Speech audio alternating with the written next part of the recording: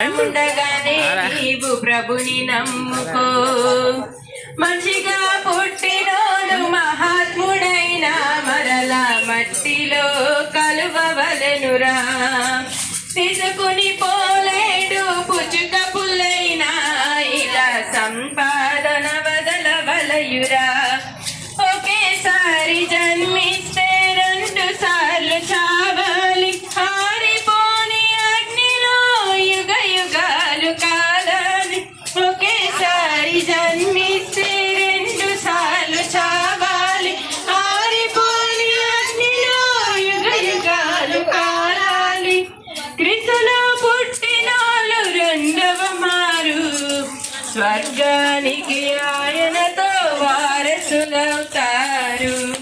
క్రీస్తులో పుట్టినోళ్ళు 2వ మారు స్వర్గానికి ఆయనతో వారసులవుతారు. మహాత్ముడైన మరలా మట్టిలో కలువవలెనురా.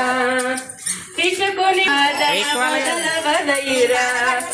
నీలో ఉన్న ఊపిరి గాలని భ్రమపడకు. చచ్చినాక ఏమోనో ఎవరికి తెలుసనకు. నీలో ఉన్న ఊపిరి గాలని భయపడకు. చచ్చినాక ఏమోనో ఎవరికి తెలుసనకు. నీలోని ఆత్మకు స్వర్గమో నరకమో నిర్ణయించు సమయమిదే, కళ్ళు తెరచుకో. నీలోని ఆత్మకు స్వర్గమో నరకమో నిర్ణయించు సమయమిదే, కళ్ళు తెరచుకో.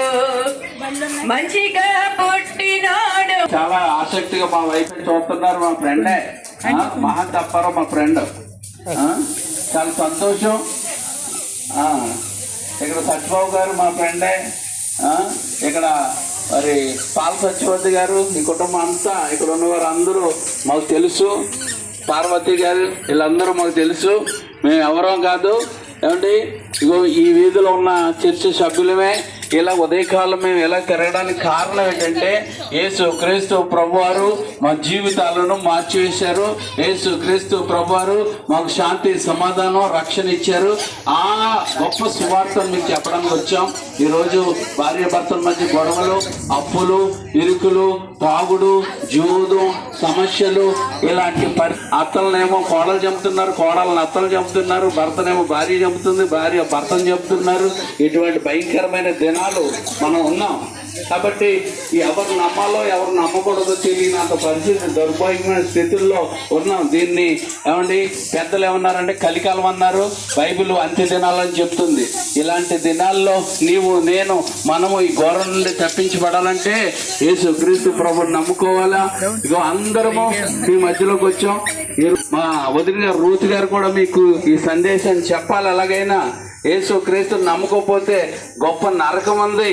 వాళ్ళందరూ మరి రక్షించబడాలని మీకోసం మరి కాళ్ళు కొంచెం నొప్పులున్నా అవన్నీ పక్కన పెట్టి మీ కొరకు చెప్పడానికి ఇక్కడ ఉన్న వాళ్ళు డ్యూటీలు మానుకొని అందరూ వచ్చారన్నమాట. అలాగే ప్రశాంత్ కుమార్ ఇక్కడ అందరూ ఉద్యోగస్తులే, పనులకు వెళ్ళేవాళ్ళే, కానీ ఆ పనులన్నీ మానేసి మీకోసం వచ్చారు. ఇక్కడ అంటే ల్యాబ్ను మెయింటైన్ చేస్తాను ప్రకాష్ పాల్ కూడా ఉన్నాడు. వీళ్ళందరూ బిజీ పనులు ఉన్న వాళ్ళే అంటే నర్సులుగా ఉన్నారు, పనులుగా ఉన్నారు, అన్ని పనులు ఉన్నది మీకోసం వచ్చారు. ఎందుకు వచ్చారు తెలుసా? వారు నమ్ముకున్న దేవుడు వారి జీవితాల్లో ఎన్నో మేలు ఆశీర్వాదాలు చేశాడు, ఆశీర్వాదాలు ఇచ్చాడు. అవన్నీ మీరు కూడా పొందుకోవాలని వారు ఎలా త్యాగం చేసి వచ్చారండి. అంతేకాని మీ ఇంట్లో మీరు ఉండడానికి, మేము ఏదో చెప్పుకొని పోవటానికి రాలే. మీకోసమే వచ్చాం, మీ ఇంటికి వచ్చాం, మీ మేలు కొరకు వచ్చాం. మీరు రక్షించబడాలి, మీరు దీవించబడాలి, మీరు అందరూ సంతోషంగా ఉండాలని వచ్చాం. కాబట్టి ఏమంటే మీకు అనారోగ్యాలు ఉన్న దేవుడు బాగు చేయగలడండి. ఎంత గొప్ప దేవుడు అండి. ఎంత గొప్ప దేవుడిని ఎవ్వరూ చెప్పడం లేదు. ఈ దేవుడు ఏమనుకుంటున్నారంటే ఏమంటే ఆ దేవుడు అండి, ఆ క్రైస్తవుల దేవుడు అనుకుంటున్నారు. క్రైస్తవుల దేవుడు కాదండి, మతం దేవుడు కాదండి, ఈయన మార్గము. అందుకే యేసు ప్రభు మతం మారద్దు. యేసు ప్రభులో మార్గంలో రండి. మీ కులం మారదు, మీ ఏది మారదు, కానీ మీ బ్రతుకు మారుతుంది, మీ జీవితం మారుతుంది, సంతోషం సమాధానం వస్తుంది.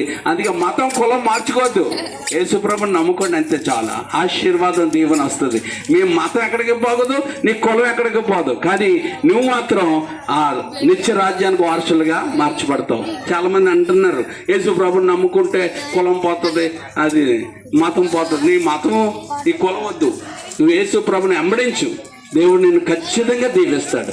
కాబట్టి యేసయ్య నీ కొరకు నా కొరకు కలుసులు రక్తం కార్చి ప్రాణం పెట్టి చనిపోయి తిరిగి లేచాడు. ఆ అద్భుతమైన దేవుడిని ప్రకటించడానికి మేము అక్కడి నుంచి ఈ గోతుల్లోనూ ఇక్కడికి మీ వీధుల్లో మీ వాకల్లోకి ఎందుకు వచ్చామంటే మీ మేలు కోరి మీరు బాగుండాలని, సంతోషంగా ఉండాలని. ఈ మాటలు విన్నందుకు వందనాలండి. హల్లెలూయా. చిన్న ప్రార్థన. యేసయ్య విన్న బిడ్డలో వారి కుటుంబాల్లో నూతన కార్యము చేసి రక్షించి దీవించండి. యేసు నామములో ప్రార్థన చేయుచున్నాం తండ్రి. ఆమేన్.